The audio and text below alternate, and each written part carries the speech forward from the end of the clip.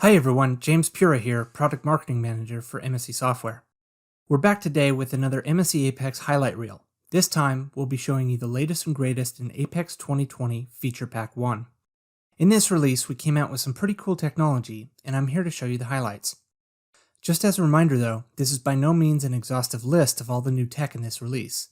So if that's what you're looking for, we'd recommend that you watch our What's New presentation, which is about an hour long and it goes into much more detail.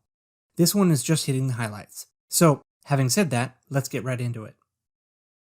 When you open up Apex 2020 Feature Pack 1 for the first time, probably the biggest thing you're going to notice is that Apex now includes a brand new light mode to complement the dark mode, which has been out since the launch of the product back in 2014.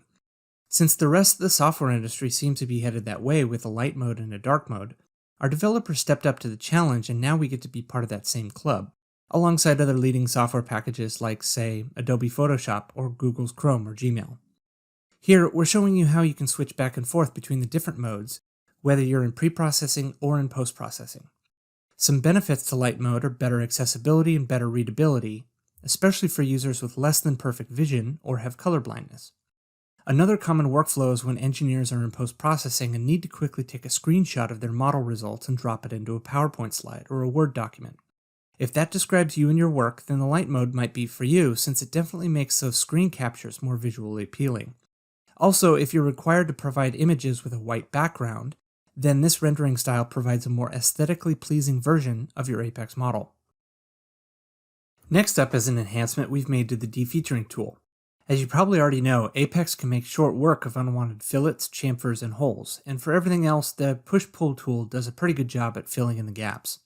But something that used to be very time-consuming and frustrating has been logos and lettering that shows up on castings or injection-molded plastic parts. Previously, in Apex 2020, your options were limited when it came to defeaturing these kinds of annoyances. You were basically limited to the push-pull tool or the defeature tool or a combination of both. But now in Apex 2020 Feature Pack 1, all you have to do is choose this new option titled Select Geometry manually and then drag a box around your logo, and that's it. Just like that, the logo or lettering has been removed and the geometry behind it has been repaired. The next item we'd like to highlight for you here is a pretty huge enhancement we've made to our Beams tool. Previously in Apex 2020, the only way to build a Beams model was to assign one beam span to one curve. And if you had a model like this that needed lots of these beams, well, you'd probably be there for a while building your model as you repeat these repetitive tasks over and over again. Now, a few of our customers saw this and got creative and realized that a good workaround for this situation was to leverage our Python scripting API and build a Python script that did this repetitive task for you. But even that took a while and resulted in a larger than necessary Nastran bulk data file.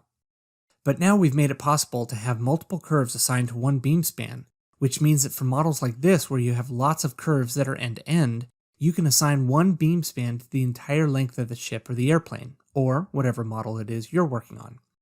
All you have to do is leverage the Alt double-click functionality to select the entire set of curves, and then drag a box around the whole model to define the set of surfaces that the beams will be supporting. And voila, just like that, we've saved ourselves tons of time and effort. So for this next piece of technology that we're going to highlight for you, let's switch over to Apex's post-processing. Let's assume that you, as the designer or analyst, have already built an FEA model like this, successfully run it, and now you're trying to view the results. If you did this using Apex 2020 or earlier, you'd be faced with a bit of heartburn since you would have realized that you can't pull out the reaction forces from remotely applied constraints, like what we've got here in these 4 fastener holes. So now, in Apex 2020 Feature Pack 1, you no longer have to deal with this. We have now delivered this technology, and you can easily verify equal and opposite reaction forces from these types of constraints. Here in this example, you can see that I've applied a 100 Newton force to the top of this part, and by viewing the reaction forces at each of the 4 constraints, I want to make sure that the sum of the reaction forces equals the same amount. And after I sum up all these reaction forces, I can see that they truly do add up to the same amount as the load applied.